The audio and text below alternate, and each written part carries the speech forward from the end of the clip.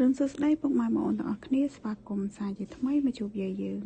នៅព្រឹកនេះណាយាយយើងមានតម្រុយថ្មីសម្រាប់ពុកម៉ែបងប្អូនទស្សនានឹងមើលកំសាន្តលេងសម្រាប់ថ្ងៃទី3 ខែ 5 2026តម្រុយរបស់យាយគឺមានប៉ុណ្ណឹងហើយយាយក៏មានសបិនយាយជូនពុកម៉ែបងប្អូនស្ដាប់កំសាន្តដូចគ្នាតែមុននឹងនិយាយសបិនយាយក៏សូមពឹងពុកម៉ែបងប្អូនដែលចូលរួមទស្សនាទាំងអស់គ្នានេះកុំភ្លេចជួយចុចពាក្យ like ជា subscribe ទៅបណ្ដឹងឲ្យ channel ថ្មីយាយម្នាក់មួយផងមុនណាដើម្បីទទួលបានវីដេអូក្រោយៗតើចឹងពុកម៉ែបងប្អូនចូលមកស្ដាប់សបិនយាយយើងមិញនេះយាយសបិនឃើញ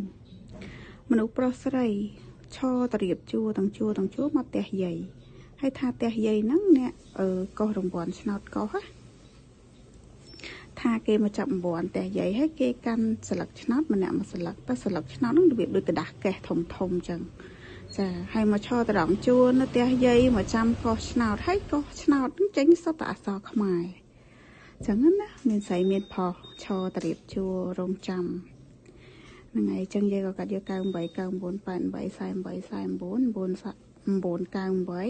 998 498 អស់កានិងអស់ខ្សែចឹងពុកម៉ែបងប្អូនចេះកាត់លេខអីក៏យកតាមហ្នឹងទៅណាចាហើយកជូនពរហេងសំណាងល្អទាំងអស់គ្នាចឹងវីដេអូយាយក៏មានតែប៉ុណ្្នឹងទេជួបគ្នានៅវីដេអូក្រោយបាយ